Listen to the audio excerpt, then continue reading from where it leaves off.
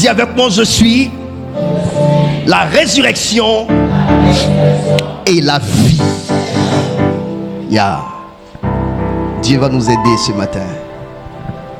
Luc chapitre 10, verset 17 à 22.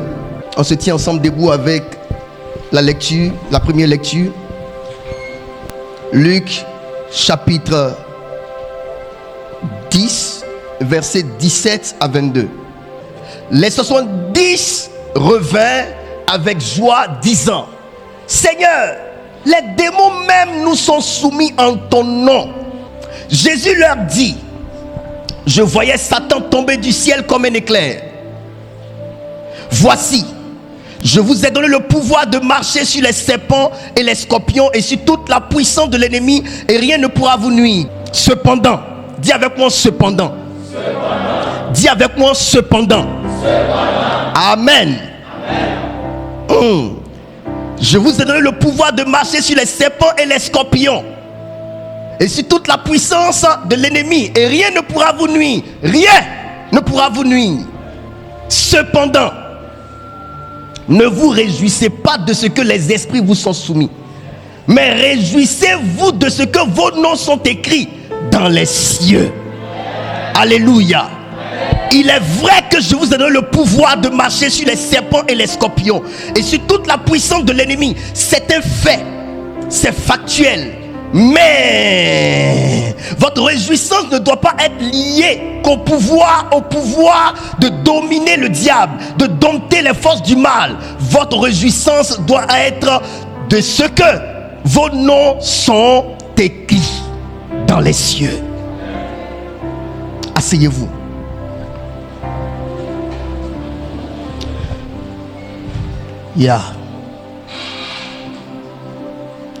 Comme le montre le train de ce monde, la plupart des personnes sont préoccupées par le fait d'être citées dans les médias et les réseaux sociaux.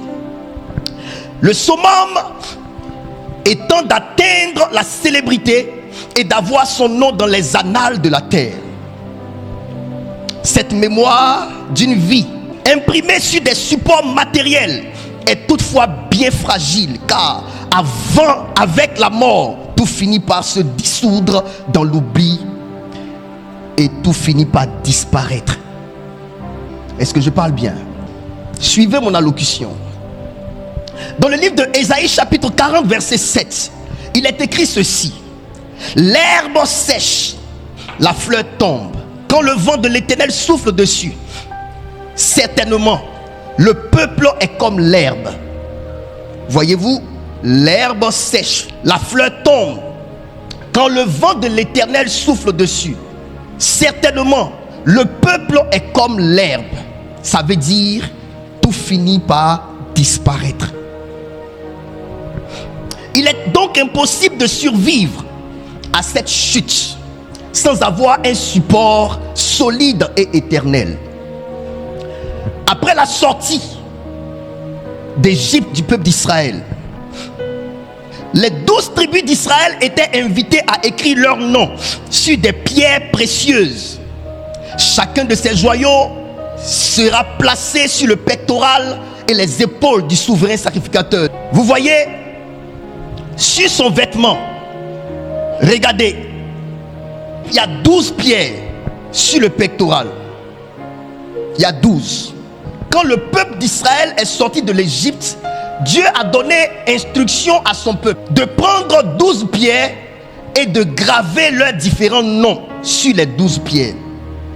Chaque tribu était représentée par une pierre et chaque pierre portait les noms de chaque homme de chaque tribu. Et cela constituait le vêtement que portait le souverain sacrificateur. Et il devait prendre ce vêtement et entrer dans la tente d'assignation, entrer dans le lieu très saint. Et lors du grand pardon, c'est placé en lui qu'il pouvait accéder au lieu très saint. Ces éléments du judaïsme nous révèlent en avance le rôle du Christ. Christ étant le souverain sacrificateur éternel et véritable, chargé de porter les noms des hommes sur son cœur. Par son chemin à la croix, Il nous fait traverser les barrières du jugement et nous amène dans la présence du Père. Écoutez très bien. Apocalypse chapitre 3 verset 5. Apocalypse chapitre 3 verset 5. Celui qui vaincra sera revêtu ainsi de vêtements blancs. Je n'effacerai point son nom du livre de vie. Je n'effacerai point son nom du livre de vie. Et je confesserai son nom devant mon Père et devant ses anges. Et je confesserai son nom devant mon Père et devant ses anges. Donc ici, c'est le rôle que jouait le souverain sacrificateur qui était l'ombre des choses à venir. Donc la préfiguration de Christ, souverain sacrificateur éternel qui lorsqu'il meurt, va devant son Père et porte le nom de chaque croyant sûr dans son cœur, afin de présenter le nom de chaque croyant à Dieu et de citer son nom au devant de Dieu le Père. De la même manière que lorsque Israël sort de l'Égypte, Dieu donne donc instruction à son serviteur de dire à chaque tribu de prendre 12 pierres représentant chaque tribu d'Israël au nombre de 12 et de graver pour chaque tribu les différents noms sur chaque pierre, et que les pierres devaient être placardé sur le pectoral et le pôle du souverain sacrificateur pour que le souverain sacrificateur entre dans la tente de Dieu, dans le lieu très saint, afin de, au jour du grand pardon, présenter les différents noms étant sur son pectoral et plaider pour que Dieu pardonne les fautes du peuple de Dieu, afin que le peuple de Dieu étant dans le péché soit pardonné. Ainsi Christ, dans le livre de Apocalypse chapitre 3 verset 5, nous révèle: celui qui vaincra sera revêtu ainsi de vêtements blancs. Je n'effacerai point son nom du livre de vie. Il y a donc un livre de vie dans lequel le nom de ceux qui sont sauvés, les noms de ceux qui sont sauvés sont inscrits. Et Christ porte les noms de ses élus dans son cœur et il présente devant son Père. Il dit: je n'effacerai point son nom du livre de vie et je confesserai son nom devant mon Père et devant ses anges. Il y a des noms qui sont cités devant Dieu le Père par Christ, les noms de ceux qui vaincront, de ceux qui seront sauvés. Il dira: je les connais. Est-ce qu'on peut avancer? Tous ces aspects nous donnent un merveilleux éclairage sur le livre de vie. Il y a donc un livre appelé le livre de vie. Il est à l'intérieur du cœur de Christ. Et si nous sommes fidèles, c'est lui qui nous fera sortir de la mort pour entrer dans le royaume à venir. Apocalypse chapitre 20 verset 12 nous fait mention des livres au ciel, parmi lesquels figure un livre particulier qu'on appelle le livre de vie. Apocalypse chapitre 20 12. Et je vis les morts, les grands et les petits, qui se tenaient devant le trône. Des livres furent ouverts et un autre livre fut ouvert, celui qui est le livre de vie. Il y a plusieurs livres au ciel. Des livres furent ouverts, mais un autre livre fut ouvert également, celui du livre de vie. Et les morts furent jugés selon leurs œuvres, d'après ce qui était écrit dans ces livres. Et les morts furent jugés selon leurs œuvres, d'après ce qui était écrit dans ces livres. Nos œuvres sont écrites dans le livre de vie. Et nos œuvres seront citées lorsque nous serons devant le Dieu Yahweh. C'est pour cela, chacun d'entre nous doit veiller à ses œuvres. Après avoir accepté Jésus-Christ comme Seigneur et Sauveur personnel, pourquoi Dieu ne nous enlève-t-il pas vite, puisqu'il veut nous sauver tant? Parce qu'il n'y a pas que le salut qui compte au ciel. À côté du salut, il y a les récompenses que Dieu doit donner à chaque individu. Et nos récompenses sont liées directement à nos œuvres. Il y a une couronne. Il y a une couronne que nous devons recevoir, que l'apôtre Paul appelle la couronne de justice. Moïse, prophète de Dieu, en était conscient, au point où il mettait son salut dans la balance pour obtenir de Dieu une faveur à l'égard d'Israël. Exode chapitre 32, versets 31 à 32. Est-ce que quelqu'un comprend déjà tout ce que j'enseigne là? Exode 32, 31 à 32. Moïse, prophète de Dieu, avait la connaissance de cette existence. Au devant de la table des matières de Dieu, au devant des yeux du Dieu Yahweh, se trouve un livre. Et Moïse savait que que son nom était écrit dans ce livre-là. Il a dit à Dieu, en plaidant pour Israël, si tu veux frapper ce peuple d'Israël, alors efface mon nom du livre de vie. Quand il dit efface mon nom du livre de vie, il est en train de nous amener à comprendre que nos noms sont pour le moment écrits comme étant des appelés, mais pas des élus. C'est pourquoi il est dit ceci: à celui qui vaincra. À celui qui vaincra n'est pas un message adressé à un païen. À celui qui vaincra n'est pas un message adressé à quelqu'un qui dit croire en Dieu, mais qui n'a pas accepté Jésus-Christ comme Seigneur et Sauveur personnel. À celui qui vaincra concerne les chrétiens, les croyants, mais vaincra parce que la vie chrétienne est un combat, est une guerre, est une lutte. Est une lutte. Est une lutte. Et à celui qui vaincra, son nom sera écrit dans le livre de vie, pas comme appelé, mais comme élu. C'est pourquoi la Bible dit, il y a beaucoup d'appelés, mais il y a peu d'élus. Il y a beaucoup de personnes qui vont à l'église, que Dieu a appelées, qui viennent à l'église, mais très peu seront sauvés finalement pour aller au ciel. Quand souvent les gens font des débats en disant que quand on accepte Jésus, on ne peut plus aller en enfer. Accepter Jésus, il faut qu'on définisse bien ça veut dire quoi. Accepter Jésus, c'est par rapport à la finalité, pas par rapport au début. Tu peux avoir accepté Jésus, mais si tu le lâches, à la fin, tu n'iras pas au ciel. Tu peux avoir accepté Jésus en 2002, mais si en 2020, tu abandonnes Jésus, tu n'es plus dans l'alliance avec lui. Accepter Jésus, il y a comme un mariage. Il y a des mariages qui vont au divorce. Quand un homme et une femme sont divorcés, ils ne sont plus mariés. Et donc ne pensez pas que parce qu'on dit qu'on fait des débats autour de cette pensée, quand on a accepté Jésus, c'est fini. On ne peut plus aller en enfer. On ne peut pas rater le paradis. Pourquoi alors il dit à celui qui vaincra? Pourquoi alors dit-il à celui qui vaincra? D'autres rentrent à l'église, se font baptiser et retournent s'asseoir chez eux à la maison. Ils retournent s'asseoir chez eux à la maison. Et ils pensent qu'un carnet de baptême est suffisant pour aller au paradis de Dieu. Tant qu'on n'a pas cessé cette comédie pareille, l'enfer ne cessera pas de compter des membres. Est-ce que je peux te parler? Moïse était conscient d'une réalité. Il y a un livre au ciel. Et dans ce livre-là sont écrits les noms de ceux qui sont cooptés par Dieu pour aller au ciel. Et il jouait sur son nom inscrit dans ce livre pour faire fléchir Dieu par rapport à l'intercession qu'il faisait en faveur du peuple d'Israël. Je sens la lumière de Dieu sur moi. Et je sais que Dieu va parler au cœur de beaucoup ce matin. Exode 32, 31, 32. Allons-y vite. Moïse retourna vers l'Éternel et dit: ah, ce peuple a commis un grand péché. Ils se sont fait un dieu d'or. Pardonne maintenant leur péché. Sinon, efface-moi de ton livre que tu as écrit. Sinon, efface-moi de ton livre que tu as écrit. Qui lui a dit que Dieu a écrit un livre? C'est l'Esprit de Dieu lui-même qui a plongé Moïse dans les réalités célestes afin qu'il puisse découvrir qu'il y a un livre comme la Bible dans lequel les noms sont écrits.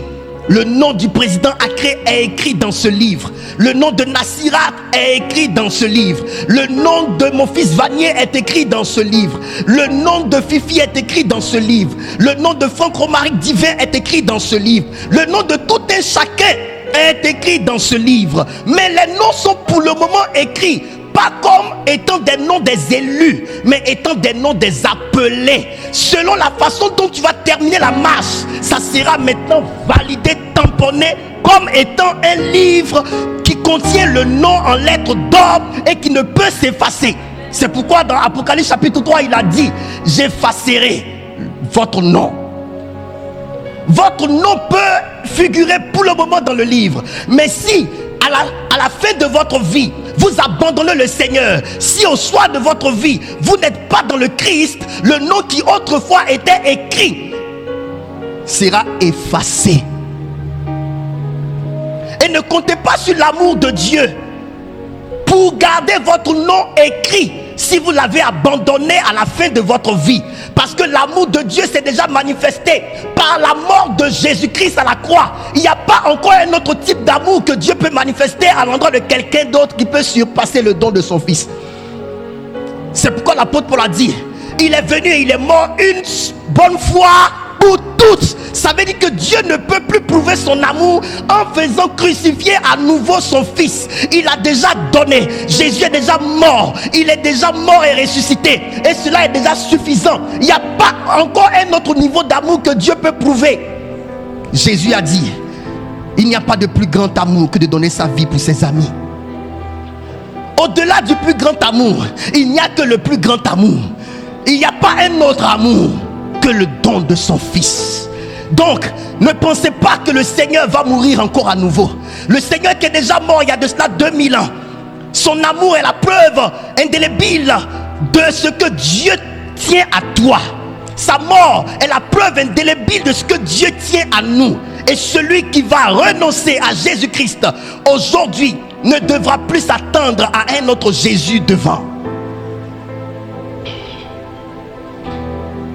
Dans les livres des psaumes, certains auteurs scandalisés par la méchanceté des hommes faisaient des prières inverses.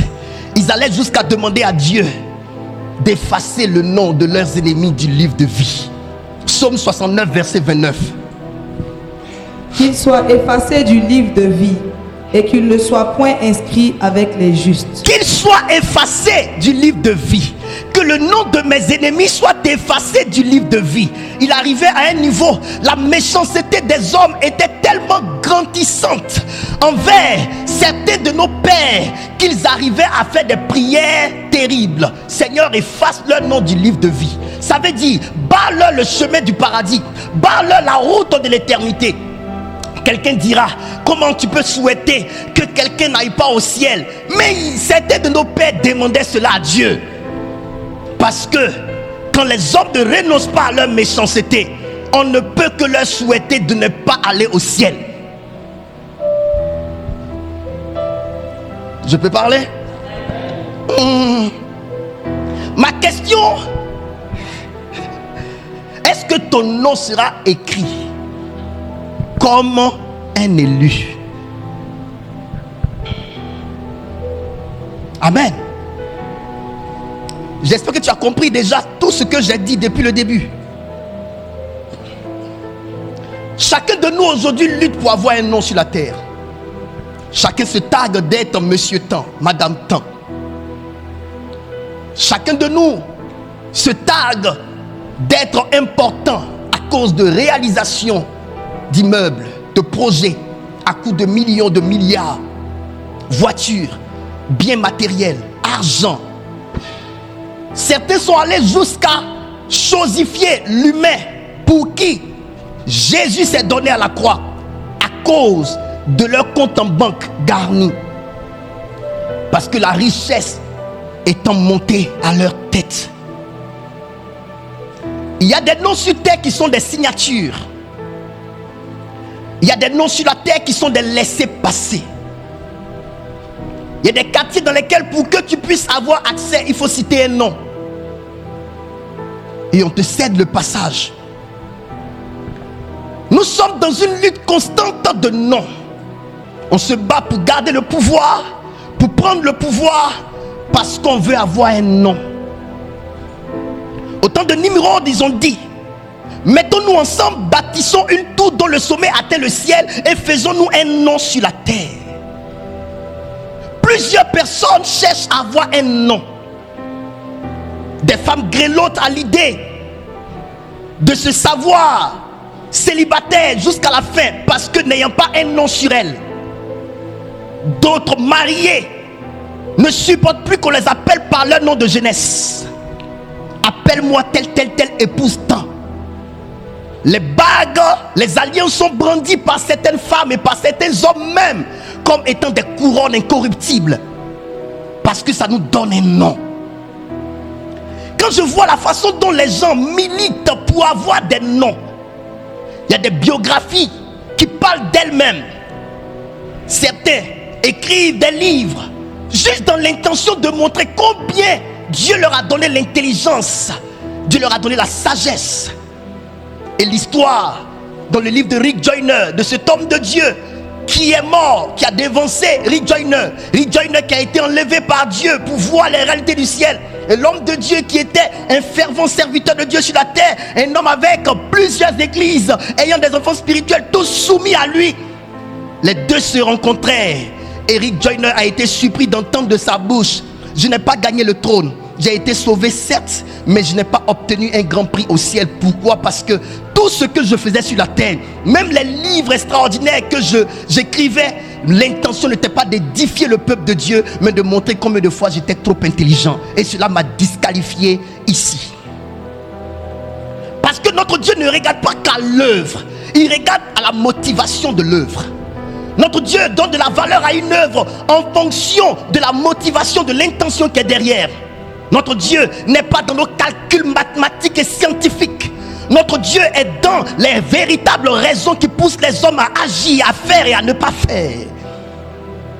Donner sa vie à Jésus ne compte que pour ceux qui se sont donnés à Jésus, pour Jésus, avec l'intention Jésus, la raison Jésus, la motivation Jésus. Pas donner sa vie à Jésus parce que je veux marier cette femme.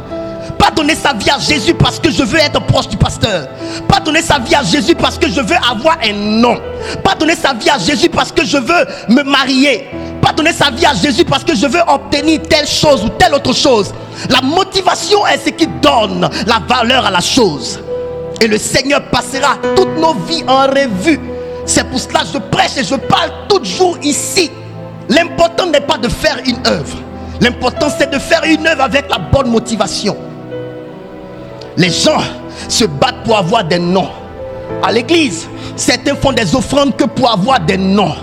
Des fidèles qui reçoivent des prières de certains hommes de Dieu qui ne sont pas connus, mais qui refusent après exaucement de leur donner l'offrande de l'Éternel. Pourquoi? Parce que ces hommes de Dieu n'étant pas connus, on ne saura pas qu'ils ont donné. Il faut donc aller dans une église où l'homme de Dieu est connu, où quand tu donnes l'offrande, on cite ton nom dans le micro, où tout le monde sait que tu as donné.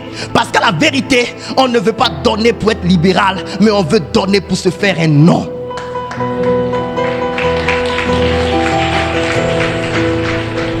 De recherche de noms, de recherche de titromanie, de recherche. Aujourd'hui, nous avons la maladie de titromanie.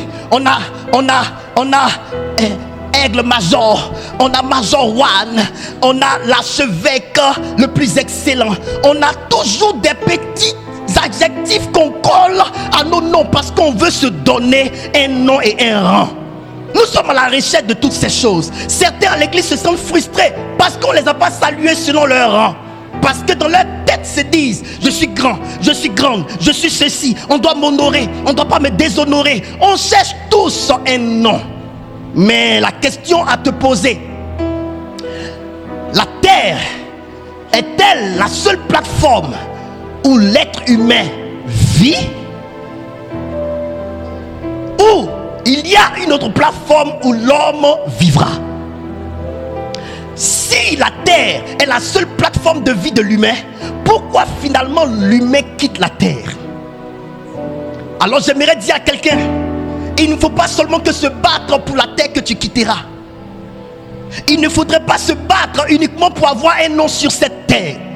Parce que la terre pour laquelle tu es en train de t'égosiller, te rendre orgueilleux, rendre ton caractère indolent, ne pas te soumettre aux autorités, autorité aussi abusant de son autorité sur les subalternes, cette terre, tu la quitteras. Et lorsque tu seras dans l'autre monde, est-ce que ton nom serait inscrit là-bas comme il est inscrit sur terre? Tu peux avoir un grand nom sur la terre et ne pas avoir de nom du tout au ciel. La guerre des noms. Qu'est-ce que la mort, ma fille Alicia? La mort est la cessation définitive de la vie chez un être humain.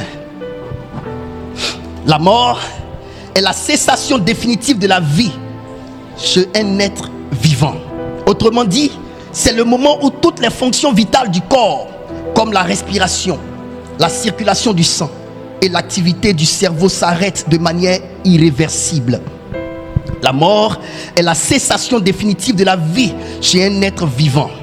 Autrement dit, c'est le moment où toutes les fonctions vitales du corps, comme la respiration, la circulation du sang et l'activité du cerveau s'arrêtent de manière irréversible.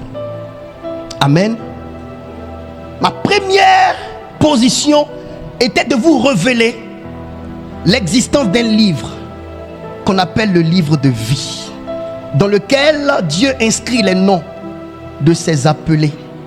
Et ces noms-là peuvent être effacés comme maintenus. Tout dépendra de comment tu finiras ta vie terrestre. Pourquoi suis-je venu prêcher sur ce message? Dimanche dernier, comme étant inspiré du Saint-Esprit, j'ai introduit mon message sur le volant de vie que pour dérober, égorger et détruire, de manière à faire un lien direct avec ce que nous devions vivre la semaine qui venait. J'ai introduit mon message sous l'effet du Saint-Esprit. Et ceux qui sont inspirés de Dieu, qui savent lire entre les lignes, pourront savoir que vous avez à la tête de votre église un prophète qui est comme inspiré de Dieu. Dimanche passé, je vous ai dit qu'il y a deux types de volonté. Il y a la volonté consciente de Dieu et la volonté inconsciente. La volonté consciente, c'est lorsque Dieu vous parle directement et que vous savez, soit par un songe, soit par une vision, soit audiblement. Tu as entendu, tu as vu, tu sais clairement et il n'y a pas à douter parce que tu as entendu véritablement de Dieu. Volonté consciente. L'autre volonté que j'appelle la volonté inconsciente est liée directement au fait que ton cœur est docile à l'esprit. Parce que tu as un bon cœur et que ton cœur étant docile, l'esprit de Dieu, sans que tu ne voies et que tu n'aies entendu, peut plier ton cœur pour te conduire à poser des actions qui entrent dans les lignes de sa volonté. Et dimanche dernier, Dieu a parlé à l'église. J'ai abordé le message en parlant réellement du fait de se ressaisir, de marcher droitement, de penser à la fin, parce que après tout, nous allons laisser tout ce que vous voyez ici passer et nous allons nous envoler pour l'éternité. J'ai parlé ainsi. Et la semaine qui a suivi, nous avons connu ce que nous avons connu. C'est un message de réjouissance pour nous. Le fait que Dieu ait pris sa servante, c'est un message de réjouissance pour nous. De douleur, oui, mais de réjouissance parce que le départ de Pélagie parle. Dieu nous parle. Dieu nous enseigne que ça n'arrive pas seulement qu'aux autres, que ça peut arriver même du milieu de nous-mêmes. Et pour ça, nous devons prendre notre relation avec Dieu très au sérieux. Je parlais même du fait des chrétiens qu'on doit appeler faussement, après qui on doit courir, pour qu'ils se souviennent qu'ils sont chrétiens. Camarades, on peut être des frères et sœurs à l'église, mais quand le temps viendra de partir, tu ne pourras même pas dire au revoir. Est-ce que vous savez que ma fille était malade 2 semaines? Bizarrement, moi qui lorsque l'un de mes enfants, même proche, même souvent éloigné, se porte pas bien, je me lève vite et je vais à sa rescousse. J'ai été empêché d'aller chez ma fille. Plusieurs fois j'ai voulu partir, mais mes pieds étaient lourds, je ne pouvais pas y aller. Même le jour même de sa mort, quand on m'a appelé au téléphone, j'ai pris rapidement 100 000 francs, j'ai dit, emmenez-la à l'hôpital rapidement. Je voulais partir, mais le Seigneur m'a dit, non, tu ne bouges pas. Je suis resté à la maison. Je n'ai pas pu aller la voir, même pas prier pour elle, jusqu'à ce qu'elle parte. Ma fille est partie, on ne s'est pas vu, on ne s'est pas dit au revoir.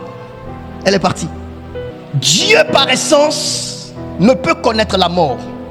Dieu, c'est la vie. Lorsque la mort tombe sur Dieu, ça fait vie. Lorsque Dieu tombe sur la mort, ça fait vie. Dieu moins la mort, ça fait vie. Dieu plus la mort, ça fait vie.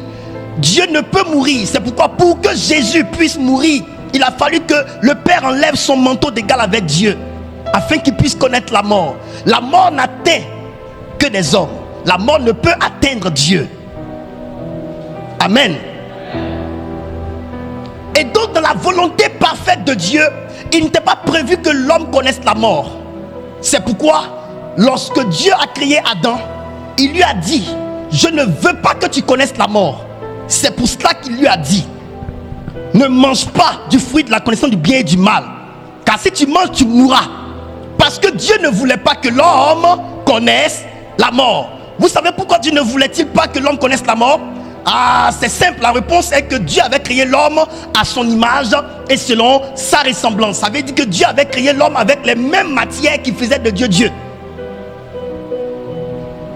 Amen. Ok? Mais la mort et la vie sont liées à une instruction divine. La mort et la vie sont liées à une instruction divine, à un principe divin.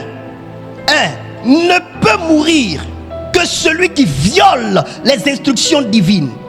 Ne peut connaître la mort que qui viole les instructions divines. Et Dieu a dit, voici l'instruction que je te donne. Écoutez-moi très bien. Tout ce qui émane de Dieu est lié directement à une instruction divine. Tout ce qui émane de Dieu est lié directement à une instruction divine. Amen. Dieu ne voulait pas que l'homme meure. Mais regardez ce qui va se passer. L'homme va désobéir à cet ordre de Dieu. Genèse chapitre 2, versets 16 à 17. L'Éternel Dieu donna cet ordre à l'homme. Tu pourras manger de tous les arbres du jardin, mais tu ne mangeras pas de l'arbre de la connaissance du bien et du mal, car le jour où tu en mangeras, tu mourras. Tu mourras. Il n'était donc pas question que l'homme connaisse la mort. Ce n'était pas de la volonté parfaite de Dieu que l'homme connaisse la mort. Non. C'est pourquoi autrefois nos pères duraient longtemps. Ils allaient jusqu'à 900 et quelques ans. Malgré le fait que le péché était entré en eux, mais ils avaient une durée de vie très longue. On peut avancer. Si vous regardez dans Genèse chapitre 5, vous allez voir que Dieu fait étalage du nombre d'années de nos pères. Ils vivaient jusqu'à 900 ans.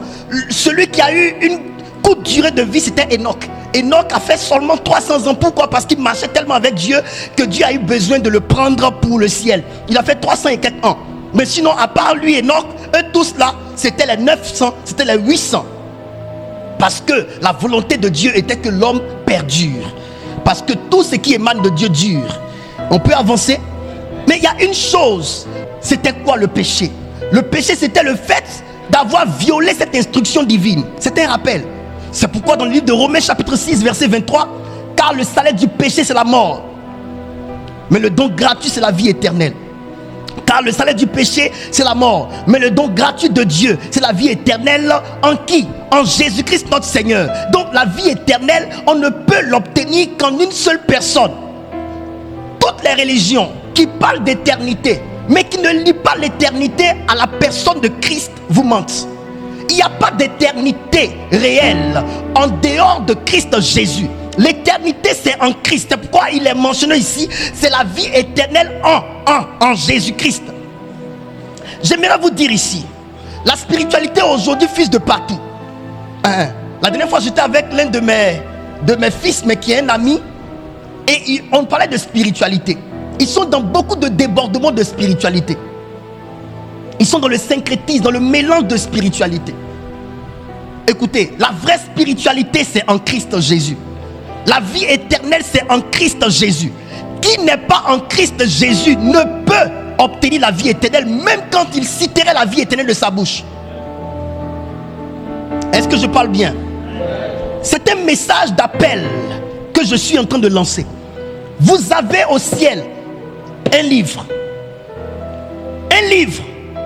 dans lequel les noms sont écrits. Le salaire du péché c'est la mort. Le salaire du péché c'est la mort. Quand Dieu dit si vous mangez vous mourrez, lorsque Adam mange, Adam ne meurt pas tout de suite. La mort c'était quoi? La mort c'était la séparation de l'homme d'avec Dieu. C'est ça la mort spirituelle. Rien ne peut se produire sur le plan matériel si ça n'a pas été dans le monde spirituel. La mort dont Dieu parle ici, c'est une mort spirituelle. Mais quand quelque chose a été manifesté spirituellement, finalement, ça se concrétise dans le monde physique. Vous me comprenez? Tout ce que vous voyez se fait dans le monde visible ici a été déjà fait dans le monde invisible. C'est pourquoi vous ne pouvez pas vivre votre vie en ayant seulement les yeux rivés sur le monde ambiant et ne pas tenir compte de la spiritualité. Rien ne se passe dans le monde visible ici si ça n'a pas été manifesté dans le monde invisible. Alors, la vie qui était dans l'homme qu'on appelle Adam était une vie spirituelle de par son lien avec son Père, par le lien de l'obéissance à sa voix. Qui désobéit à l'instruction divine se sépare de Dieu. Est-ce que je parle à quelqu'un? C'est là où j'emmène l'église à une prise de conscience. Il y a des choses que Dieu vous dit de sa bouche, Il y a des instructions que Dieu vous donne, que vous ne devez pas violer. Lorsque Dieu te parle directement en songe, lorsque Dieu s'adresse personnellement à toi, Dieu n'est pas dans la généralité. Dieu, il est dans la singularité. Ce qui te dit de manière personnelle, ce qui te dit de manière singulière, c'est ça qui constituera, quand tu violeras, qui constituera ton péché à toi. Il n'est pas dans la généralité, dans la globalité. Lorsque Dieu te parle directement et personnellement à toi, et que tu violes ce que Dieu te dit, alors tu as commis le péché. Si Dieu te demande de ne pas mettre, toi qui es la femme, de manière personnelle, de ne pas mettre les mèches sur ta tête, et qu'à cause du modernisme, parce que le groupe de femmes multiples se permet de mettre des mèches, tu mets les mèches alors que Dieu t'a dit toi personnellement de ne pas en mettre, tu as commis le péché, parce que tu as violé l'instruction de Dieu. Il y a des femmes à qui Dieu a demandé de ne pas mettre des faux ongles, des faux cils, mais oublie ce que Dieu leur a dit parce que le temps est passé dessus. Tu as commis le péché parce que tu viens de violer une instruction typique qui est adressée à toi. L'erreur à ne pas commettre, c'est de ne pas faire de ce que Dieu t'a dit personnellement une loi générale pour tous. Quand Dieu m'a dit à moi de ne pas porter les pantalons jeans, je n'ai pas dit à l'église ici que porter les jeans est un péché, donc ne portez pas les jeans. C'est quelque chose qui est personnel. Le jour où vous me voyez faire ça, j'aurai péché contre Dieu. Amen. Amen. Il y a des péchés qui souillent, mais il y a des péchés qui détruisent l'alliance. Les péchés dans la généralité souillent le corps humain, mais le péché qui détruit l'alliance, c'est le péché qui se fait en violation de l'instruction que Dieu te donne personnellement. Dieu peut t'avoir dit, quand Jésus est l'ami que je te donne, marche avec lui toute la vie. Ça, c'est Dieu de manière personnelle qui te l'a dit. Après du moment Dieu te dit ça, c'est une instruction personnelle, singulière, qui s'adapte à ta vie. Tu ne laisses pas à cas Jésus. Si tu laisses les vents passer entre vous, que tu abandonnes à cas Jésus, tu as commis le péché. Dieu ne pourra plus t'atteindre parce que Dieu est dans la loi qu'il t'a donnée. C'est pourquoi, quand vous n'êtes pas à l'écoute de la voix de Dieu, vous vous permettez d'agir en fonction de la logique.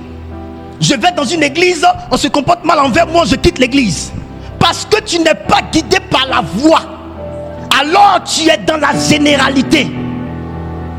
Mais quand tu as entendu une voix de la part de Dieu, la logique peut te dire que Marie que tu as comme fiancée, avec qui tu n'as pas entretenu de rapport, qui se trouve enceinte, la logique te dit de te séparer d'elle, mais la voix te dit reste avec elle. Quand on est guidé par la voix, on pose des actions qui étonnent et défient la logique. Je ne laisse pas cet homme de Dieu parce qu'il y a problème entre nous. Ce n'est pas le problème qui motive ma position vis-à-vis de lui, c'est la voix de Dieu. Apprenez à marcher selon la voix de Dieu et non selon la logique humaine. Oui, Dieu a demandé à un prophète de se marier avec une prostituée. La logique humaine ne pourrait pas emmener un homme pieux à aller vers une femme prostituée. Il parlerait de son image, il parlerait de ce que c'est impur. Mais Dieu a dit à Pierre, pourquoi appelles-tu impur ce que moi je déclare pur? Entendre la voix de Dieu nous amène à avoir une attitude qui défie la logique.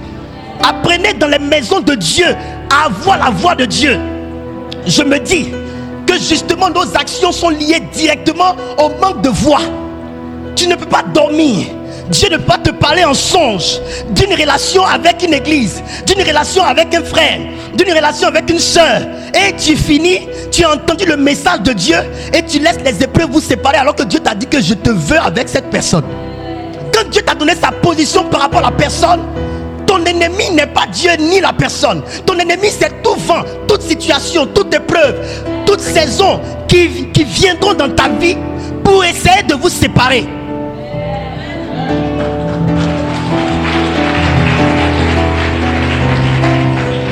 Amen. Beaucoup d'enfants de Dieu aujourd'hui n'accomplissent plus leur destinée. Vous savez pourquoi? il marche par les on-dit. Un enfant de Dieu ne marche pas par rapport aux on-dit. Un enfant de Dieu marche par rapport à l'Éternel dit. L'enfant de Dieu ne marche pas en fonction des on-dit, mais il marche en fonction de l'Éternel dit. Les on-dit peuvent être vrais, mais l'Éternel dit là, et se classe au-dessus des on-dit. C'est la voix de Dieu qui peut te dire ce que les gens vomissent, toi mange ça. Ah, l'homme de Dieu là, il est gâté, mais Dieu te dit reste avec lui. Ah, la soeur là, son nom est gâté partout, mais Dieu te dit reste avec elle. C'est la voix de Dieu qui doit te guider. Et un jour tu comprendras pourquoi Dieu t'a dit de rester là. Le problème, tu veux faire comme tout le monde. Les 50 jeunes prophètes ont dit à Élisée, ton père spirituel qui s'en va là, il s'en va pour mourir. Il les a regardés, il a dit, je le sais, taisez-vous. Je le sais, moi-même je le sais. Mais l'attitude que vous exigez de moi, c'est que en fonction de ce que je sais, je dois le quitter et vous rejoindre. Mais le Seigneur m'a dit qu'il va enlever mon père, mais de rester quand même fidèle à lui. Et finalement, il est resté fidèle à lui. Par 2 fois, ils sont venus lui dire, est-ce que tu sais que Dieu enlèvera ton serviteur du dessus de ta tête? Il dit, oui, je le sais, mais taisez-vous. Ça veut dire que ce n'est pas votre problème. Faites taire la voix des hommes, car souvent, la voix des hommes est l'ennemi de la voix de Dieu. Souvent, tu vas te retrouver seul en obéissant à la voix de Dieu. Seul. Et ceux qui désobéissent à la voix de Dieu vont se retrouver à 1000 contre toi. Mais c'est la voix de Dieu qui doit te guider dans la vie. Vous allez perdre votre avenir, modifier votre futur en désobéissant à la voix de Dieu. N'agissez pas par émotion, ni par sentiment. Agissez par obéissance à la voix de Dieu. Adam et Ève n'ont pas maintenu la parole de Dieu, la voix de l'Éternel dans leur vie.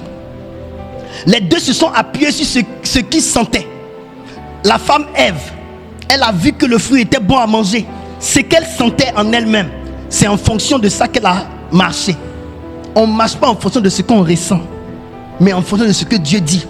Parce que souvent la voix de Dieu peut ne pas te donner des sentiments, mais la voix de la chair peut te donner des sentiments. Un enfant de Dieu ne marche pas en fonction des sentiments, il marche en fonction de la voix de Dieu. Souvent la voix de Dieu que tu entends te rend glacé, mais c'est la voix de la chair qui te donne l'inspiration. David a senti en lui l'inspiration de faire le dénombrement du peuple, mais il n'était pas inspiré de Dieu. Il était excité par Satan. Si vous voulez regarder à ce que vous sentez, mon cœur est froid, mon cœur est comme ci, je sens ça. Si vous n'êtes pas vraiment à la bonne fréquence, que ce n'est pas Dieu qui vous parle, vous allez perdre la voix de Dieu en écoutant les pulsions de votre corps. Est-ce que vous me suivez ici? On parle de je suis la résurrection et la vie. Écoutez-moi très bien. Chers enfants de Dieu, j'insiste sur le fait de prendre très au sérieux la voix de Dieu. Job 33 nous dit ceci. Dieu parle tantôt d'une manière, tantôt d'une autre, mais l'homme n'y prend point garde. Beaucoup de vies sont détruites. Même certains perdront leur éternité à cause de négliger la voix de Dieu.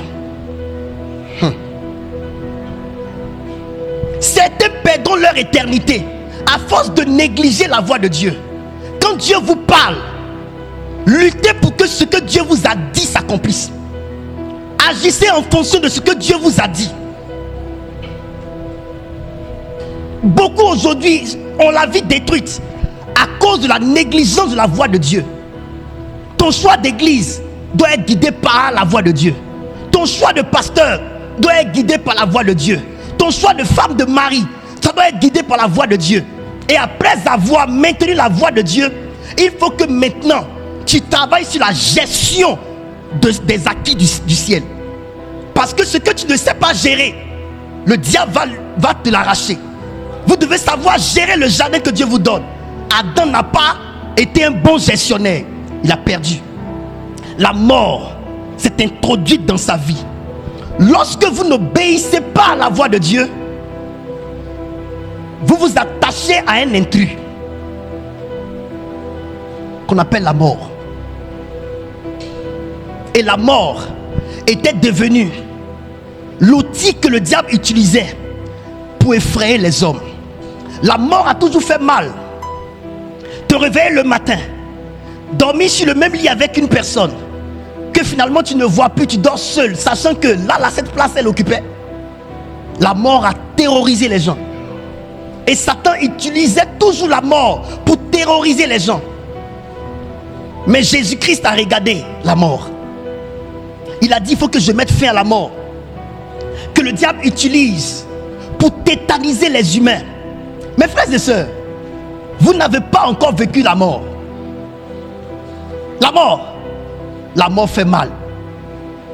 Il n'y a rien sur la terre ici qui fait plus mal que la mort. La mort fait très mal. Guérir des blessures de la mort, c'est plus difficile que guérir des blessures d'un accident.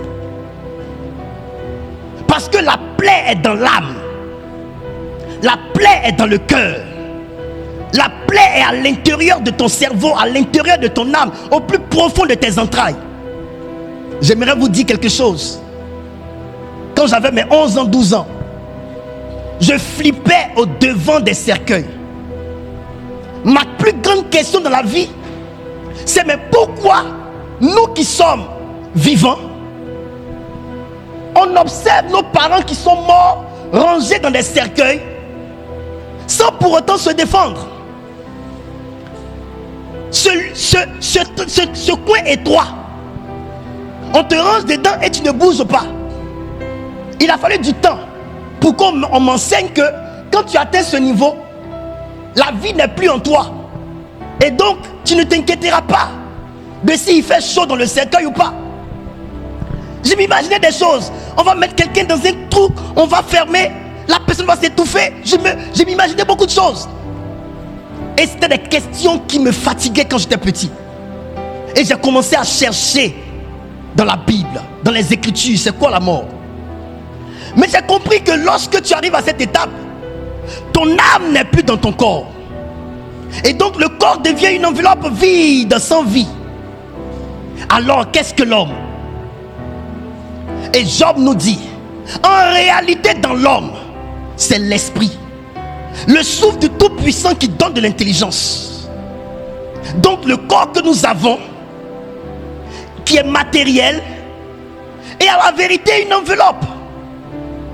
Et ce qui donne à ce corps-là d'avoir de l'importance, c'est notre âme qui est à l'intérieur. C'est le souffle de vie qui est à l'intérieur. Et c'est cette âme-là que Dieu veut sauver. C'est pourquoi le Seigneur a tant aimé le monde qu'il a donné son Fils unique, afin que quiconque croit en lui ne périsse point, mais qu'il ait la vie, comment? Éternelle. Autrement dit, on avait perdu la vie éternelle. Et systématiquement, la mort physique est intervenue dans notre histoire. Frères et sœurs, je suis venu vous prêcher aujourd'hui l'évangile. Parce qu'on enseigne plusieurs thèmes. Mais on ne vous prêche pas l'évangile de Jésus-Christ. Vous tous qui êtes ici, qui êtes en train de vous perdre dans l'œuvre de Dieu, qui est en train de donner un sens négatif à l'œuvre de Dieu, où l'église est devenue juste comme une association, une ONG, chacun vient, il explique son problème, soit on prie pour lui, soit on suscite de l'argent pour lui donner, et les gens ont l'impression que l'église ne sert qu'à ça. Vous qui êtes dans cette église là et qui pensez que parce que nous faisons ces œuvres de charité, c'est vraiment pour ça que vous devez donner votre vie à Jésus, vous vous perdez. Dans certaines églises, les hommes de Dieu ont des organisations qui mettent en place pour connecter monsieur et madame, marier les gens, organiser les mariages. Les gens vont dans les églises parce que là-bas, si tu vas te marier. Là-bas, on fait des connexions entre hommes et femmes. Après le mariage, la mort ne vient-elle pas? Ah, je vais à l'église, je suis stérile. J'ai entendu que l'homme de Dieu, lequel il prie, on fait un enfant. Oui, après avoir fait ton enfant, est-ce que tu ne mourras pas? Témoignage de Dieu m'a béni, je suis maintenant millionnaire. Oui, mais est-ce que les millions peuvent empêcher ta vie de s'arrêter? Témoignage de voiture, témoignage de ceci, on les rendra tous pour nous édifier entre nous. Mais nous devons savoir que ça, ce n'est que le départ. Changez vos vies. Il y a des gens qui, oui, j'ai expliqué mon problème à papa, je lui ai parlé, il ne m'a pas aidé, il n'a pas suscité l'argent aussi pour m'aider. C'est pour ça que tu es venu à l'église. C'est pour ça que Jésus est mort à la croix. Avant que Jésus ne vienne mourir à la croix, les gens avaient des cités. Les gens bâtissaient des maisons. Le premier homme qui a bâti une ville était un homme maudit par Dieu. Donc la malédiction sur lui n'a pas empêché qu'il se réalise sur la terre. Cependant, il n'a pas de place au ciel. Et donc c'est pas pour ça, pour ces choses-là que nous donnons nos vies au Seigneur Jésus. Parce que finalement, il y a des gens qui viennent à l'église, mais qui dans leur cœur ont de la haine et de la frustration envers le pasteur. Depuis moi je suis là, on suscite les 100 000, les 120 000 pour les gens. Moi je suis là depuis, on ne suscite pas aussi pour moi.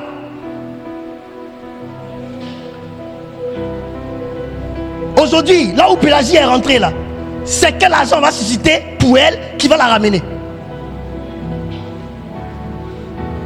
Et c'est pas pour ça qu'on vient à l'église. C'est pas pour ces conneries pareilles qu'on vient à l'église.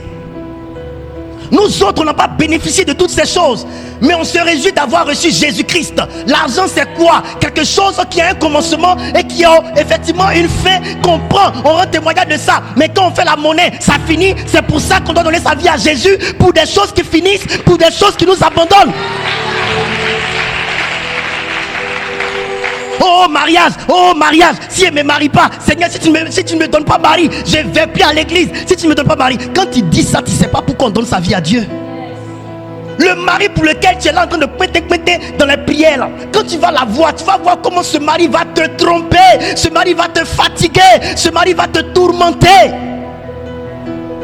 Les choses pour lesquelles on s'est battu, ces choses-là nous ont lâchés en chemin. Ces choses-là nous ont causé du tort. On est allés tous se réfugier au pied de la croix pour chercher la paix. Au devant de la mort, tu sais que rien ne compte. Plus rien ne compte. Au devant de la mort, tu sais que plus rien ne compte. Plus rien ne compte. Plus rien ne compte. On parle de ça aujourd'hui, demain on oubliera et on passera à autre chose. Mais n'oubliez pas, pour nous attend devant. Pour chacun de nous attend devant. C'est pourquoi je bénis Dieu pour cette saison dans laquelle on est. Pour emmener les gens à connaître l'essentiel de la vie chrétienne. Allons à l'essentiel. Moi, mon père spirituel est comme ça. Mon père spirituel est ceci. Mon père, quand tu meurs là, c'est fini. Les palabres ont fait dans l'église. Quand tu meurs, c'est fini. Il y a des gens qui étaient en palabre certainement avec Pélagie. Elle est morte, elle est partie. Vous ne vous êtes pas réconciliés. Dieu nous demande de nous aimer. On ne s'aime pas. On trouve difficile de s'aimer, de s'entretenir, de se pardonner, de se parler. Mais demain tu vas apprendre que la personne à qui tu as refusé le pardon s'en est allée. Et c'est là que tu vas vivre avec des remords. Le président Akrem me disait qu'ils sont allés enterrer l'un de ses collègues. Quand ils ont fini l'enterrement, il a dit, ça ne vaut pas la peine de se faire des histoires, n'est-ce pas? Ça ne vaut pas la peine de se faire des histoires. Quand tu vois la personne corps rangé, tu es là, tu regardes le corps et puis tu dis, j'aurais dû t'adresser la parole. J'aurais dû t'adresser la parole, ma soeur. J'aurais dû être humble, descendre. L'orgueil nous amène où? L'école de la mort, c'est l'école de l'humilité. C'est l'école de l'humilité. Grand prophète, moi aussi je suis Dieu, je suis serviteur de Dieu. Tout ça là, ça rime à quoi devant la mort? C'est pourquoi vous me voyez. Je ne dis pas que je suis humble, mais je fais l'effort d'être l'homme le plus simple du monde. Parce que l'homme n'est rien.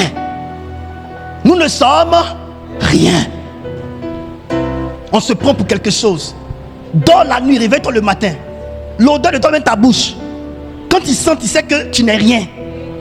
Tu fais juste le malin pour rien. Toi-même ton odeur corporelle, quand toi-même tu enlèves ton habit, tu sens. Si tu n'as pas mis vraiment parfum. Quand tu te dis, aïe, désolé, hein? Tu sais que tu n'es personne. L'homme pour qu'il pourrisse, il faut que de peu pour qu'il pourrisse. Nous ne sommes rien. Nous ne sommes vraiment rien. Je regarde le corps de ma fille, l'eau qui est en train de couler de ses narines. Ma fille de son vivant elle peut voir ça couler et puis elle ne va pas essuyer. Pélagie qui aime la propreté comme ça. Fille de Franck Romaric divin. Quand elle vient chez moi, elle est toujours parfumée parce qu'elle sait que son père, c'est la propreté absolue. Mais là, ma fille ne peut plus se parfumer. Elle est partie. Et je suis obligé d'aller m'arrêter, tenir un discours pour qu'on l'enterre devant moi. Comment je fais pour parler? Comment je fais pour annoncer à l'église? Comment je fais pour dire qu'elle est morte? Moi qui ai dit à Dieu, je suis dans une alliance de vie avec toi, que personne ne meurt dans cette église-là avant son temps.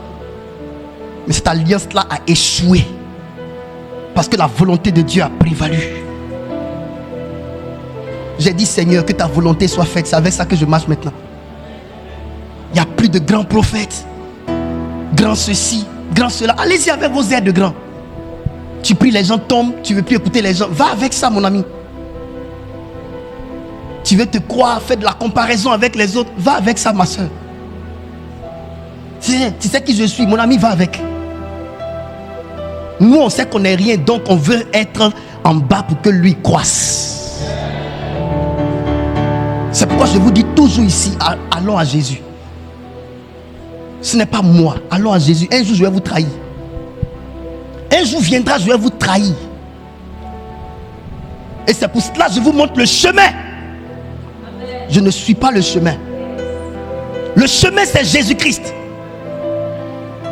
Jean chapitre 1, verset 11. Je lis la parole. Elle est venue chez les siens et les siens ne l'ont point reçue. Mais à tous ceux qui l'ont reçue, à ceux qui croient en son nom, elle a donné le pouvoir de devenir enfants de Dieu, lesquels sont nés non du sang, ni de la volonté de la chair, ni de la volonté de l'homme, mais de Dieu. Frères et sœurs, je suis venu vous prêcher l'évangile. Ce n'est pas les messages que je prêche d'habitude. À vous tous qui êtes assis ici, si vous n'avez pas encore accepté Jésus-Christ comme Seigneur et Sauveur personnel, vous n'êtes que des créatures. Vous n'êtes pas des enfants de Dieu. Accepter Jésus-Christ comme Seigneur et Sauveur personnel, ce n'est pas se faire baptiser. Le baptême est une conséquence de l'acceptation. Accepter Jésus-Christ comme Seigneur et Sauveur personnel, c'est avoir entendu sa parole. C'est avoir ressenti dans son cœur le désir de se donner à lui, de se réconcilier avec lui. Et c'est de faire le choix de lui dire oui. Une femme sérieuse ne dit pas oui à un homme sans raison. Il y a deux raisons. Soit c'est l'amour sincère, soit c'est un intérêt matériel. C'est les deux choses qui motivent quelqu'un à dire oui à l'autre. Qu'est-ce qui t'a fait dire oui à Jésus? Il y a des gens qui sont entrés dans l'église, qui se sont fait baptiser sans avoir compris le sens même de donner sa vie à Jésus. C'est comme tu t'es marié sans aimer l'homme que tu maries. Tu ne connais même pas la personne que tu épouses. Et puis tu lui dis oui. Et certains se sont fait baptiser comme ça, sans savoir qui est Jésus. Mais le Jésus dont je te parle, il est la preuve vivante de l'amour de Dieu pour toi. Et l'apôtre Jean dit, nous l'aimons parce que lui nous a aimés le premier. Parce que lui nous a aimés le premier. On ne l'aime pas sans avoir découvert lui son amour pour nous. Dieu nous a tant aimés. L'amour que Dieu a manifesté envers nous est un amour passionné. Cet amour-là nous a gardés quand nous étions loin de lui, jusqu'à ce que nous parvenions à être ses enfants. Tu aurais pu mourir dans l'adoration de tes parents. Tu aurais pu mourir dans la malédiction de ta famille.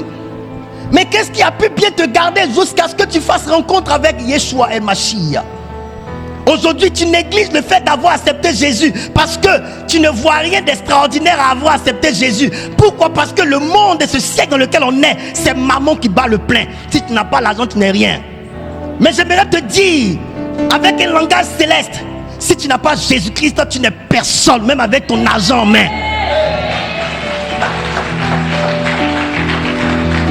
Il y a des personnes qui étaient avec moi il y a plus de 10 ans passés, qui priaient avec moi.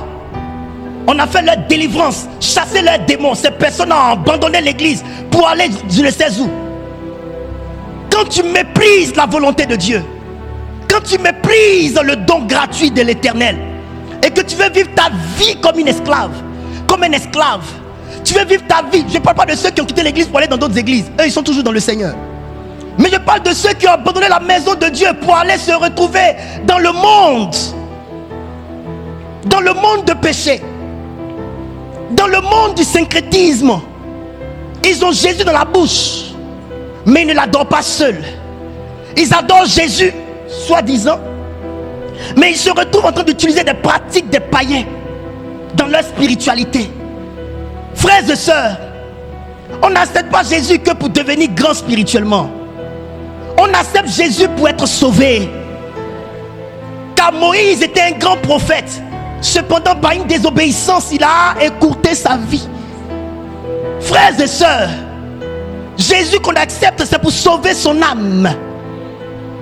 Jésus qu'on accepte, ce n'est pas pour être seulement que fort spirituellement. Jésus qu'on accepte, c'est pour sauver son âme. Votre âme. Votre âme. C'est ce que Jésus veut que vous regardiez. J'aimerais parler à quelqu'un. À combien vends-tu ton âme? Combien coûte ton âme?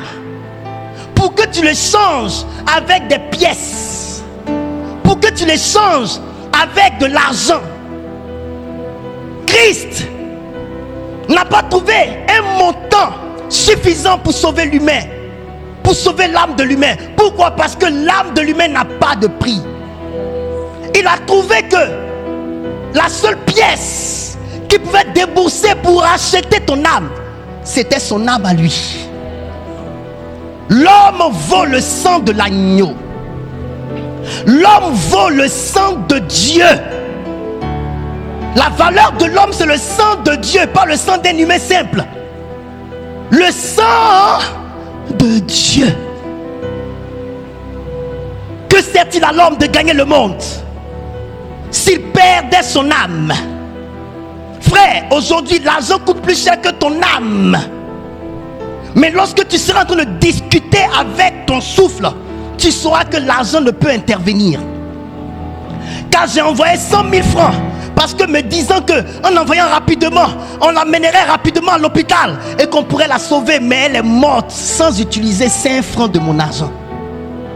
Mon argent n'a servi qu'à payer le véhicule pour la transporter de l'hôpital jusqu'à Ivosep. J'ai envoyé l'argent pour sauver ma fille et je suis allé la trouver pour la saluer sans vie à Ivosep. C'est pour l'argent que vous donnez vos vies à Jésus. L'argent ne pourra pas retenir votre souffle. C'est pour le mariage que vous donnez vos vies à Jésus. Au temps de Noé, ils ne connaissaient pas Dieu, mais se mariaient et mariaient leurs enfants et se livraient à des fêtes.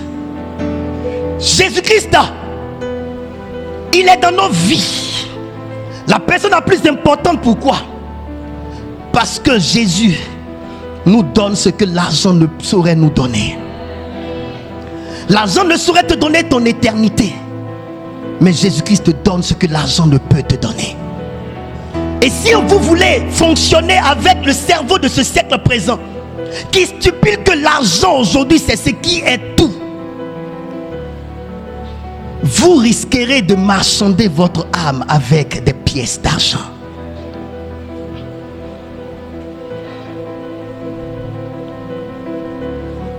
Car à tous ceux qui l'ont reçu, à ceux qui croient en son nom, la parole leur donne le pouvoir de devenir enfant de Dieu. Autrement dit, si tu ne l'as pas encore accepté, tu n'es pas encore enfant de Dieu. Romains chapitre 10 verset 9 nous dit ceci.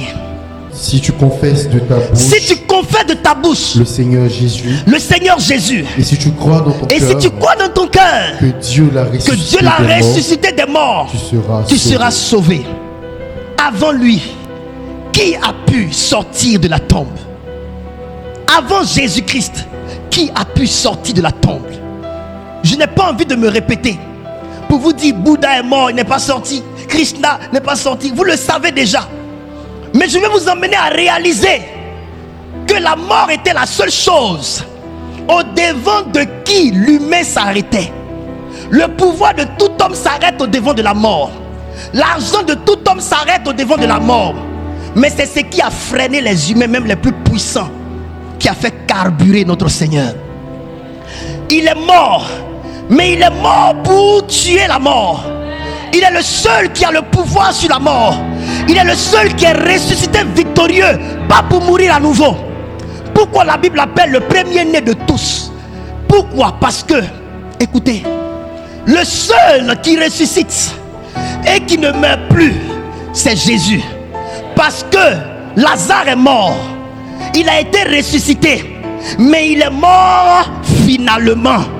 Tous ceux qui ressuscitent meurent finalement. Mais Jésus-Christ est le seul qui est mort, qui est ressuscité et qui ne mourra plus jamais. Parce qu'il a le dessus sur la mort.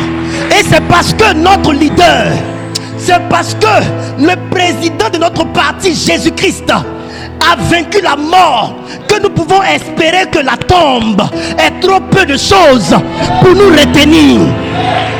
Nous avons l'espérance de savoir que nous nous réveillerons. Marie et Marthe savaient qu'il y avait un dernier jour où les gens ressusciteraient par la main puissante de l'Éternel. Mais Jésus a dit, c'est vrai que je ramènerai à la vie tous ceux qui sont morts en moi. Mais pour Lazare, il va ressusciter devant vous après 4 jours dans le tombeau. Il n'y a pas un autre Dieu capable de vaincre la mort. Aujourd'hui, mon espoir se trouve en lui. Parce que je sais que grâce à lui, je pourrai retrouver ma soeur qui est partie. Parce que je sais que grâce à lui, je pourrai retrouver mon frère qui est parti. C'est pourquoi sortez et prêchez l'évangile. Sortez et annoncez Jésus-Christ. Sortez et bravez la honte. Au lieu de passer notre temps à pleurer nos frères qui vont finalement mourir, prenons notre courage à 2 mains et annonçons-leur Jésus. Arrêtons cette hypocrisie. Si je leur parle, ils ne vont pas se donner aux camarades. Fais ta part. Faisons notre part. À la maison du trésor ici, on ne veut pas faire de l'évangélisation pour remplir l'église. On veut faire de l'évangélisation pour le motif de sauver les gens. Mon fils prudent me disait, papa, moi, je ne veux vivre que pour parler de Jésus aux gens. Parce que si on doit connaître cette fin, nous tous, ce qui convient à nous tous de faire, c'est vraiment de vivre pour le royaume. Il y a des gens de cette église pour qui on a prié, qui ont été guéris. Vos frères vont à l'évangélisation. Ils vont vers vous pour vous dire, on va à l'évangélisation. Que Dieu te bénisse. Toi, même Dieu, le jour où le diable va vouloir te frapper, Dieu va quitter là. Dieu va quitter là pour que tu meurs. Parce que tu ne connais pas la valeur d'être sauvé. Tu ne connais pas la valeur d'être sauvé. Tu ne connais pas la valeur d'être sauvé. J'étais encore un enfant. Quand le Seigneur m'a dit je t'ai choisi, ma première prière, j'ai jeûné 11 jours à mon jeune âge pour que Dieu récupère ma mère et toutes mes soeurs. Aujourd'hui, je me réjouis de savoir que mon petit frère, qui était comme un gangster, il faisait des... Il se coupait les épaules, la peau, pour se canquer. Il est venu à Abidjan. Sauf si tu ne rencontres pas Franck Romaric. Quand il est venu vers moi, il a compris qu'il devait ranger les armes. Aujourd'hui, il est chrétien. Quand il jeûne 21 jours, il jeûne 40 jours, il prie dans la maison, j'entends sa voix et dit voilà, ma mère, c'est moi qui ai prié pour elle, elle a été baptisée du Saint-Esprit. Mes grandes soeurs, toutes sont à l'église. Mon père qui était comme ça, les garçons, les papas, ils sont vraiment difficiles. Mais aujourd'hui, c'est parce que je n'ai pas envie de l'emmener de force. Mais allez-y sur Facebook. Chaque fois qu'il fait une vidéo, il vient écrire en bas, bonjour mon fils, je suis fier d'écouter tes prédications. C'est pas ce qui a commencé là. C'est pas ça qui a commencé comme ça. Je l'attends. Lui, il a mis mon pied comme ça pour bloquer. Au bon moment, j'irai m'asseoir devant lui et dire, faut laisser tout ça. Cherche maintenant à être sauvé. À cet âge-là, on cherche à poser des actions maximisées pour entrer droitement dans le ciel. Est-ce que je parle à quelqu'un ce matin? J'aimerais te dire, Jésus a dit en Jean 11, 25, Je suis la résurrection et la vie. Celui qui croit en moi, même quand il sera mort, il aura la vie. Alléluia. J'ai arrêté d'avoir peur de la mort. Président Accré, n'aie pas peur de la mort. La mort ne viendra pas. La mort que nous chassons aujourd'hui, c'est la mort prématurée. Parce que Dieu nous a emmenés sur la terre pour que nous accomplissions ses œuvres. Il faut qu'on vive longtemps pour faire beaucoup pour Dieu. On peut avancer. Apocalypse 22 verset 12. Il dit: voici, je viens bientôt pour rendre à chacun selon que sera son œuvre. J'aimerais poser la question à chacun de mes enfants. Il dit: voici, je viens bientôt et ma rétribution est avec moi pour rendre à chacun selon ce qu'est son œuvre. La question que je te pose, dans ton service de Dieu, tu fais partie de ceux à cause de qui l'église est chaude, ou bien tu fais partie de ceux à cause de qui l'église est en paix?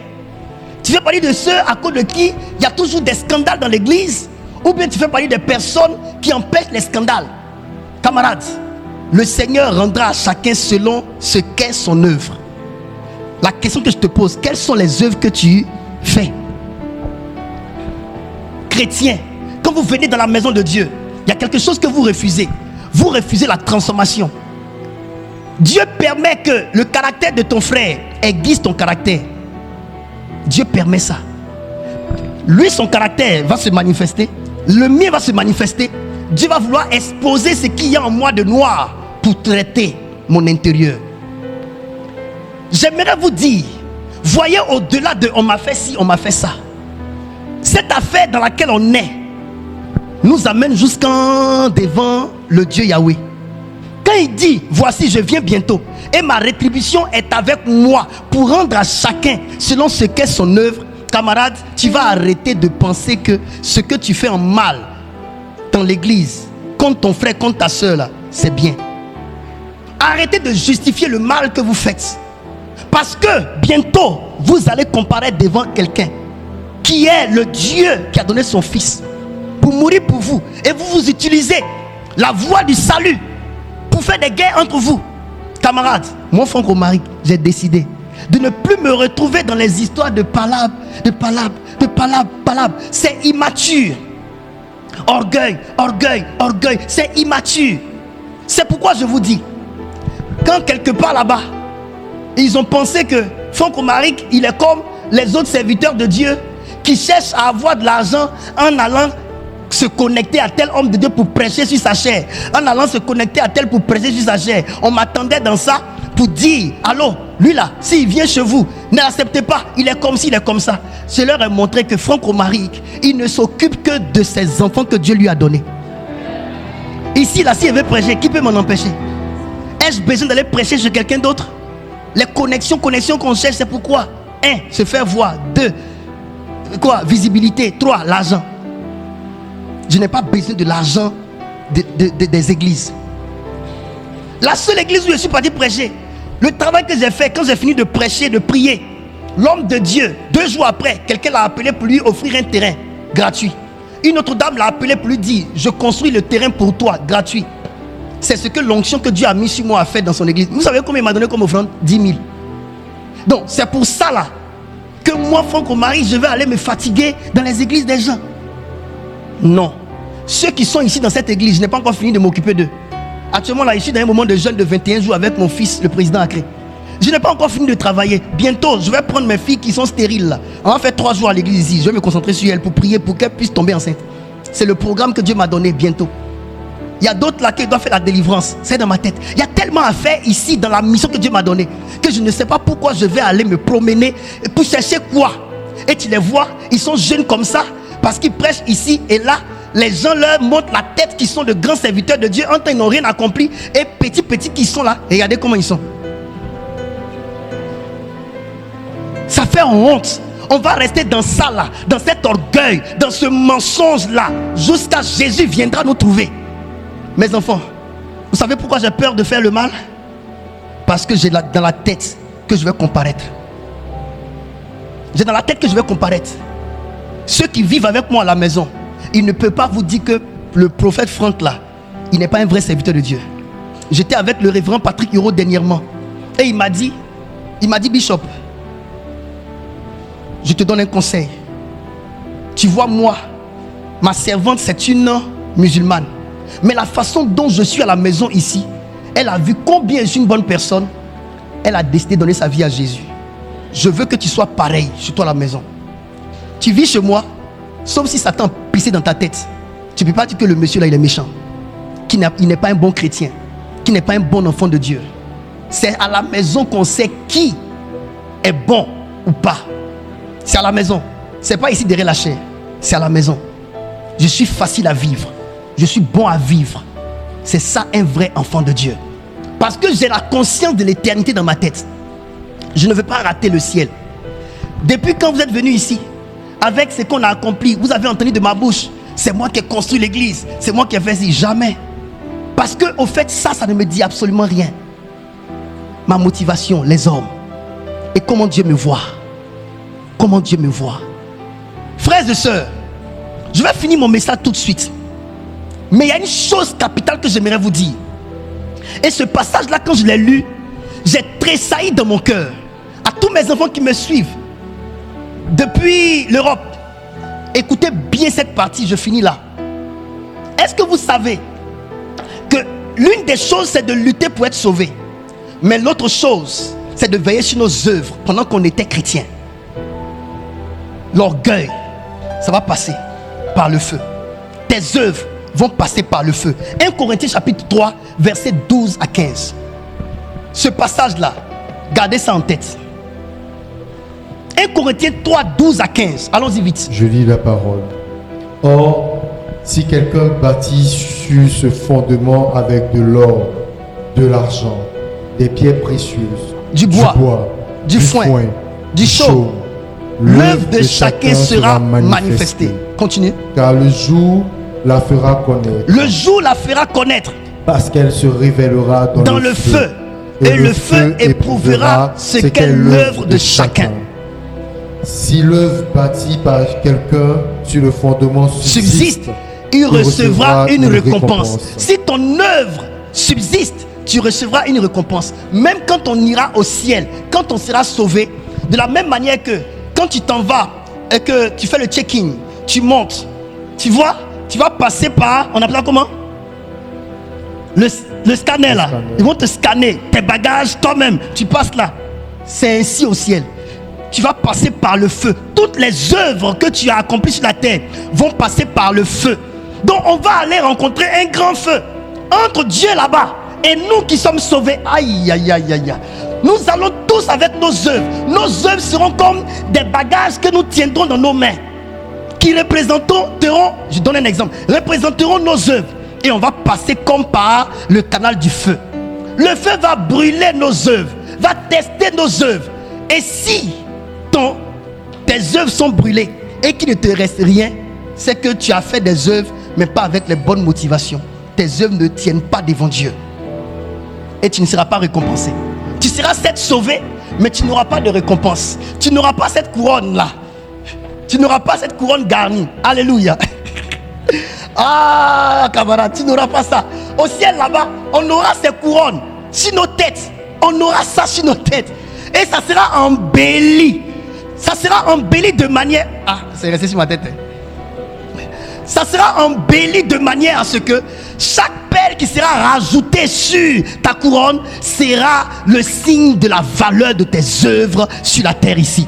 Donc, quand tu évangélises, évangélise avec les bonnes motivations. Quand tu chantes, chante avec de bonnes motivations. Voyez-vous, quand je prêche et puis vous dites que le temps est passé, vous êtes fatigué, vous voulez rentrer là, vous allez passer par les œuvres, par le feu. Revoyez-vous, hein? Revoyez-vous vite, hein? Vous allez passer par le feu. Quand je prêche, et puis tu enlèves ta perruque et puis tu tapes dans ta tête, pour dire, ah, elle a fini vite en partie. Ça va rentrer par le feu. Quand je prêche, et puis c'est toi qui as sommeil, tu es là et puis elle a fini vite et elle est dormie. Et là, ça va passer par le feu. Ah oui, tout va passer par le feu. Et le Seigneur verra la récompense. Écoutez, vos œuvres seront gardées. À la vérité, il y a un livre dans lequel vos œuvres sont inscrites. Vous pensez que vous marchez sur la terre, vous n'êtes pas vu du ciel? Quand les gens vont à l'église aujourd'hui, les églises sont devenues juste des lieux de mouvement. Mouvement. Et allons au-delà de ça. Allons au-delà de nos mouvements jeunes, concrets, où on fait hip-hop dans l'église. C'est yo. On est en train de perdre les gens. Nous sommes en train de perdre les gens. Nous sommes en train de détourner le regard des gens de l'objectif principal. Ne donnons pas un sens négatif à l'œuvre de notre Seigneur. C'est pourquoi j'ai dit, je ne veux pas appliquer les méthodes de ces grandes églises qui ont du monde, mais quand tu rentres là-bas, très peu de temps pour la parole, très peu de temps pour... J'ai été surpris de voir que des gens vont dans une église là, qu'on connaît, mais qui ont un vilain caractère à la maison. N'est-ce pas, Stevie? J'ai été vraiment choqué de voir des personnes milliardaires qui vont dans des églises dites les grandes églises, mais qui ne sont même pas influencées par la nature de Dieu, qui vont à l'église, qui se retrouvent dans d'autres endroits et qui font d'autres pratiques. Camarades, on cherche quoi? La seule chose, je suis le fils de pasteur Mohamed Sanogo, je suis la fille de prophète Joël Francis Tatou. Aucun pasteur Mohamed Sanogo n'est mort à la croix. Aucun prophète Joël Francis Tatou n'est mort à la croix. Aucun prophète divin n'est mort à la croix. Si vous voulez utiliser la notoriété des églises pour vous donner une légitimité devant Dieu, une sainteté devant Dieu, vous allez être étonné de vous retrouver dans le feu de l'enfer. Il faut qu'on quitte dans ces choses. Le monsieur pasteur Mohamed Sanogo, il fait son travail pour véritablement avoir sa récompense au ciel. Si vous ne comprenez pas ce que le monsieur cherche et que vous voulez regarder seulement à la grandeur, la grandiloquence de son œuvre pour vous jouer les je ne sais quoi sans vous convertir, chacun parlera devant Dieu pour lui-même. À tous mes enfants qui sont proches de moi, je leur dis, ne vous appuyez pas sur une question de proximité pour ne pas donner réellement votre cœur à Dieu. Le président a créé, il est proche de moi, mais je l'ai mis dans le jeûne, on est en train de jeûner. Tu ne vas pas rester auprès de moi juste en voix proche, mais ta vie n'est pas une vie de Dieu. Ah non. Je ne gâte pas les enfants. Moi, je vais t'interroger. Avant-hier, on est parti. Mon jeune ami, il devait venir aujourd'hui, mais il n'est pas venu. C'est quelqu'un que j'ai connu, il n'était rien. Lui et moi, on a souffert. À Makoya Numambo, j'ai prophétisé sur lui des choses. Aujourd'hui, toutes ces choses se sont accomplies. Je suis content de voir qu'il est devenu millionnaire comme pas possible. Il change les voitures. Il a une grande vie. La dernière fois, la voiture avec laquelle je l'ai vu, avant-hier, je vois, c'est une autre voiture. Extraordinaire voiture, nouvelle voiture. Je suis fier de lui. Il m'a invité à Trècheville dans un restaurant. Je me suis assis, je l'ai regardé. Il parlait. J'ai mis la main sur lui, je lui ai dit, tu sais quoi? Un homme de Dieu qui se réjouit de prendre tes millions, mais qui ne se soucie pas du salut de ton âme, il ne t'aime pas. Il s'est assis calmement, non? À la fin, est-ce qu'il pouvait parler? Il ne pouvait pas parler. Parce qu'il s'est rendu compte qu'il y a des hommes de Dieu qui l'ont aidé à se perdre. Quand vous avez l'argent, craignez pour vos âmes. L'argent corrompt. Mon fils là est dans des choses qui ne peuvent pas l'aider à aller au ciel. Et les hommes de Dieu vont vers lui parce qu'il a l'argent, il leur donne. Ils ne peuvent pas lui dire arrête ça, ne fais pas ça, rentre ici, ça là, ça va te détruire. Je me suis assis, j'ai dit, donc être père spirituel rimerait juste à prendre les dîmes et les offrandes sans se soucier du salut des gens. Et vous aussi qui commencez à avoir un peu d'argent, quand vous commencez à avoir un peu d'argent, vous ne voulez plus qu'on vous dise la vérité. Parce que vous pensez que c'est l'argent seulement qui compte. Écoute, l'argent que tu es en train d'avoir beaucoup là peut te fermer les yeux sur la valeur de ton éternité. C'est pourquoi bénissez Dieu que je sois un homme de Dieu désintéressé. Ça vous fait mal souvent que je vous prêche vérité dure, mais c'est mieux pour que vous puissiez être sauvés. Amen. Je finis avec ce texte. 1 Pierre 5, 2 à 4. L'apôtre Pierre dit, à juste titre aux serviteurs de Dieu, ceci. Paissez le troupeau de Dieu qui est sous votre garde, non par contrainte, mais volontairement, selon Dieu, non pour un gain sordide, mais avec dévouement. Non comme dominant sur ceux qui vous sont échus en partage, mais en étant les modèles du troupeau. Et lorsque le souverain pasteur paraîtra, vous obtiendrez la couronne incorruptible de gloire. Et lorsque le souverain pasteur paraîtra, vous obtiendrez la couronne incorruptible de la gloire. C'est à cause de cette couronne incorruptible que nous luttons, tout ce que nous luttons. Et le souverain pasteur paraîtra. Jésus-Christ paraîtra. Il demandera des comptes à chaque homme de Dieu. Les hommes de Dieu, l'apôtre Pierre vous donne un conseil. Il nous donne un conseil à nous. Paissez le troupeau que Dieu vous a donné, non par contrainte. Ne dominez pas sur eux. Servez-les. Soyez des modèles pour eux. Vous ne pouvez pas vous imaginer Dieu voulant tellement que je sois différent. Même ce que je n'ai pas fait, ils ont dit j'ai fait. Pour m'amener à l'ordre, je me suis assis, j'ai dit attends, Dieu veut de moi que je sois un homme droit. Parce que si je prends une mauvaise direction, plusieurs de ceux que je dois conduire dans le vrai iront dans le mal.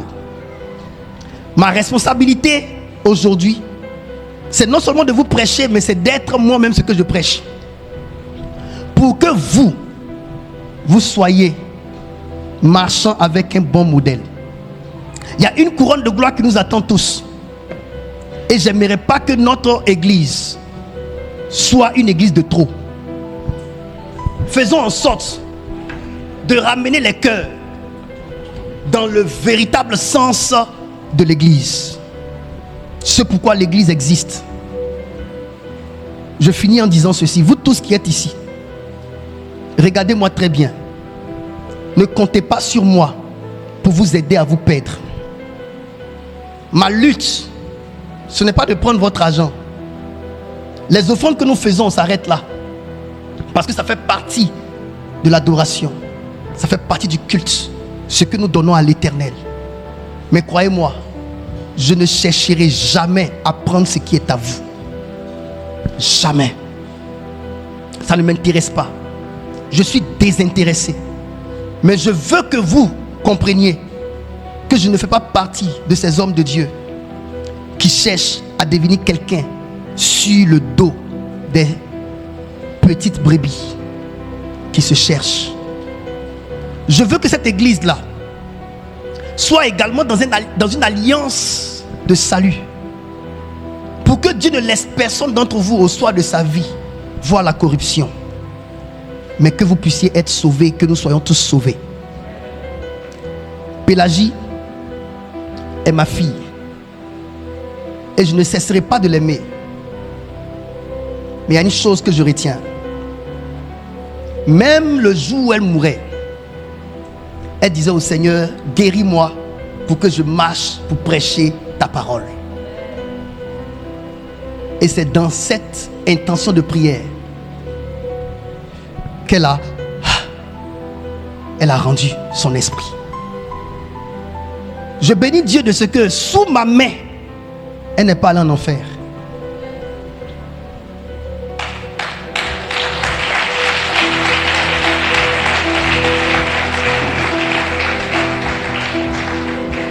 Soyons humbles. Cherchons le salut de l'humanité. Et laissons Christ habiter nos cœurs. Shalom.